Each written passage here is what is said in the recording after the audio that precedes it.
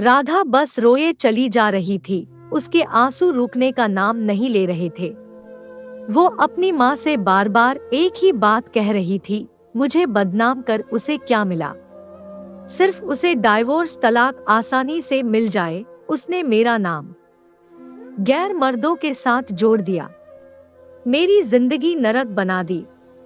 मेरे पति होते हुए खुद मुझ पर ये इल्जाम लगा रहे हैं। ये वही इंसान है जो कल तक मेरे लिए सब कुछ करने को तैयार थे, दिन को रात कहने को तैयार थे। आज अपने अहंकार में मुझे नीचा दिखाने के लिए मुझे तलाक दे रहे हैं। मेरी गलती क्या? अपने और अपनी बेटी के लिए आवाज उठाना। अब लोग भी मुझे अजीब नजरों से देखते हैं, गंदी बातें करते हैं।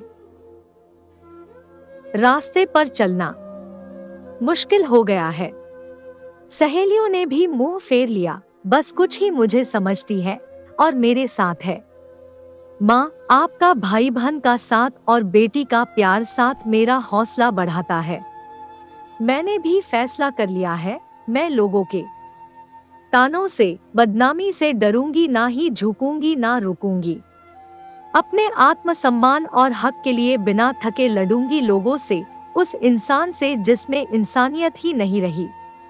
और फिर शुरू हुए कोर्ट कचहरी के धक्के, पैसों की और समय दोनों की बर्बादी पर कोई दूसरा रास्ता नहीं दिख रहा था। सबसे बड़ा दुख झटका उस वक्त लगता था राधा को, जब उसका पति कोर्ट में सामने खड़े होकर गलत गंदी बात बोलता था। वो बहुत मायूस हो जाती थी, कभी कभी सब कुछ छोड़कर कहीं दूर भाग जाना चाहती थी, पर उसका अंतर्मन उसे झकझोर देता, तुम ऐसे पीछे नहीं हट सकती, तुम चुप नहीं रह सकती। और राधा फिर हिम्मत कर खड़ी हो जाती, अपनी बेटी के हक के लिए। सोचती, मैं मजबूत बनूंगी, तभी बेटी को मजबूत बना पाऊंगी। जैसे जैसे कोर्ट में केस आगे बढ़ रहा था, राधा का आत्मविश्वास भी बढ़ता जा रहा था। राधा बेझिझक अपना काम करने लगी थी। उसे महसूस होने लगा था लोगों के सामने एक अच्छी शादीशुदा जिंदगी का दिखावा करना बहुत गलत था।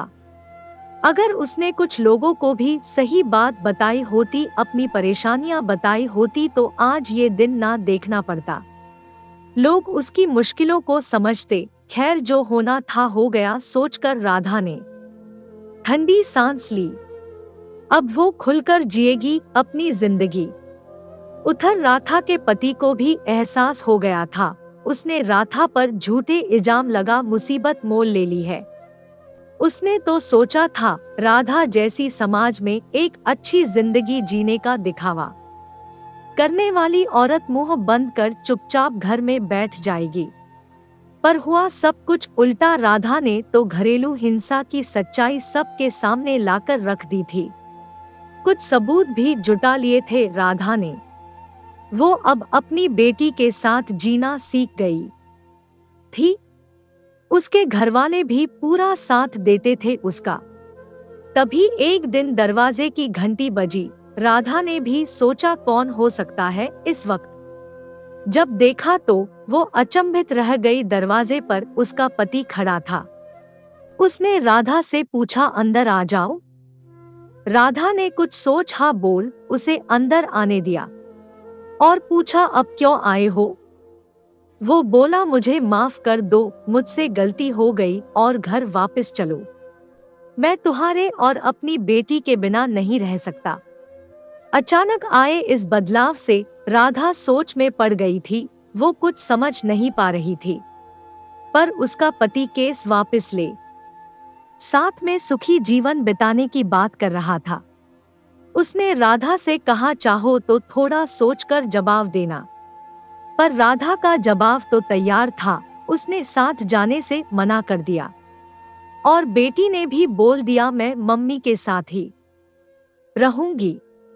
राधा का पति ये बोलकर तुम ठीक नहीं कर रही वहां से चला गया। पूरी रात वो सोचती रही, उसने गलत निर्णय तो नहीं लिया? क्या मुझे अपनी बेटी के अच्छे भविष्य के लिए साथ चले जाना था? बेटी को माँ पापा दोनों मिल जाते शायद सच में उनकी सोच बदल गई हो। सोचते सोचते सुबह हो गई। सब घरवाले भी सोच में थे क्या किया जाए। इंसान बदल भी तो सकता है। पर सबने समझदारी दिखा कुछ दिन इंतजार करने का सोचा। तभी केस की तारीख भी आ गई।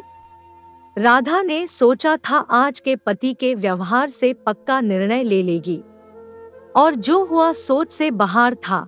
पति का वही रूप पाया। राधा आज भी अपनी बेटी के लिए लड़ रही है। बस एक बात सोचती है, उस दिन उसका पति बदला रूप ले घर क्यों आया था? क्या साथ जाना सही था, या अपने हक अपने आत्मसम्मान के लिए लड़ना?